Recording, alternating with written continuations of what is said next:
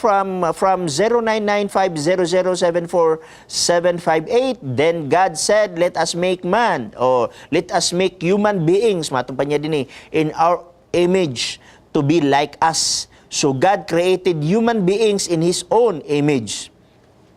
In the image of God, He created them, male and female. He created them. Genesis 1:26-27. Pangutanan ako, Pastor, God said, let us make. So meaning, daghan di ay mga God, kay let us make man. Kinsa mani, kay as may giingon, mauna ako nga nadunggan sa uban. Okay, daghang salamat ni ini sa na nagpadala igsuon. Kanin pa yun yung let us make man in our own image. Iyang gi-refer sa Genesis chapter 1 verse 26. Tama na igsoon. Ang Dios miingon, magabuhaton nato ang tao sama sa atong. Kanang word nga nato, plural. Kanang word nato, atong plural. Na ang pangutanan, nagbangga ba ang bersikulo sa Biblia? Kay atong itapad sa Deuteronomy chapter 6 verse 4, no? Kay usay ang uban mga igsoon, gi-close na gyud ang ilang una-una nga ang Dios dili pwede mahimong ana. Ang Dios dinhi gyud ka kutob, dili ka pwede ginalimitahan na nila ang Dios igsoon. Muna nga di na sila motuog gitawag natong Trinity. Di sila motuog adunay tulo ka persona sa pagka-Dios.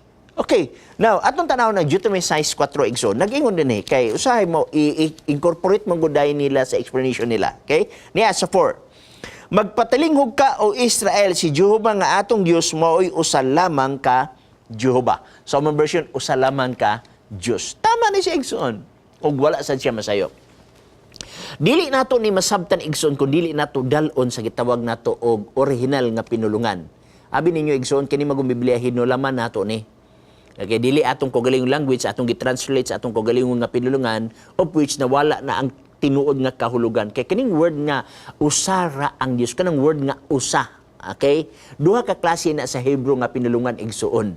Na kining duha ka Hebrew nga pinulungan gitawag og ikad og yakid.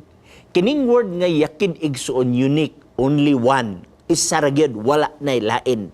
Kining word nga ikad igsuon, gitawag na siya igsuon og kaning for example sa Genesis chapter 2 verse 24, ang babae, ang lalaki mo biya siyang ginikanan og moipon sa babae og sila mahimong isa. Lalaki plus iyang asawa nga babae nahimo silang isa. Kabalo ka unsay word nga gigamit anang word nga isa igsuon, gitawag og ikad. The same word ang gigamit din sa Deuteronomy 6:4 nga ang Diyos isa.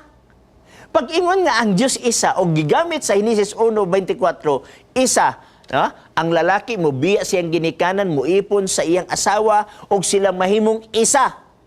Pero duha sila. Okay? Sa samang paagi, kaning Deuteronomy 6:4 igsoon, gitawag siyang isa, ikad. Pero imo makita nga sobra sila sa isa. Mauna nga tama ang giingon sa Genesis 1, versikulo 26 igsoon, buhaton nato ang tao. Now, karon, wa na may lalis nga ang amahan, makabuhat og kalibutan, makabuhat og universo. Si Jesus Christ makahimo basad og kalibutan og universo igsoon. Ato daghan bersikulo o sa bersikulo na ang Juan 1:1 ngadto sa 3.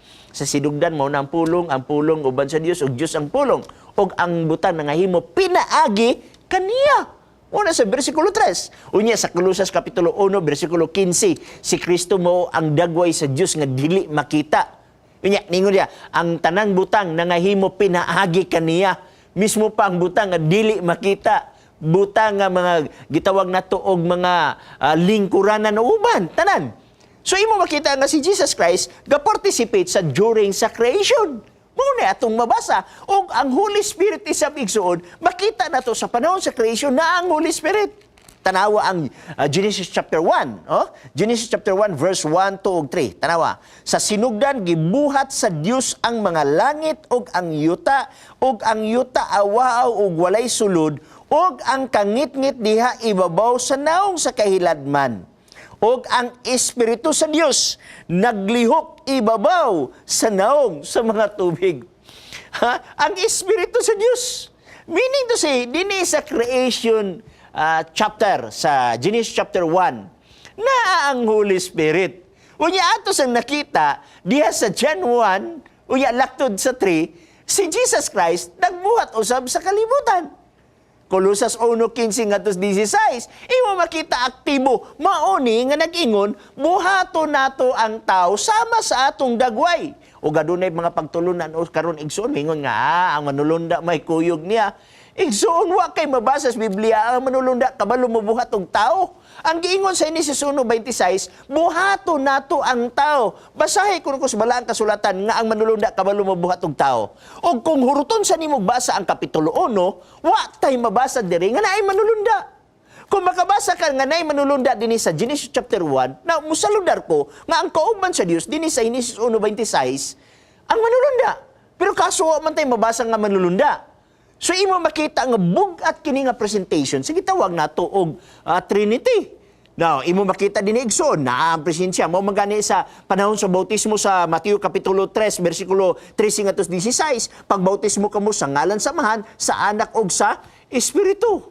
Imo makita din Juan 3:16 na higugma ang Dios sa kalibutan sa pagkagi gihatag niya ang bugtong anak na ang ama na ang anak.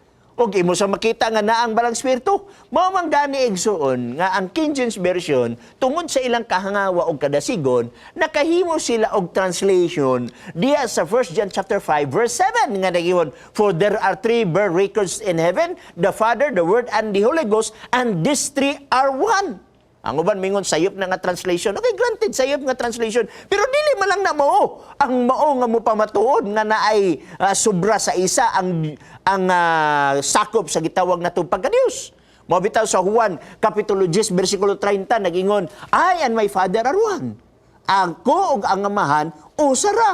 Imo makita igsoon na ang gitawag nato og Trinity, tulo ka persona sa usa ka pagka-Dios, no? Dagan salamat niya na igsoon ni adini si Brian Lita, pastor.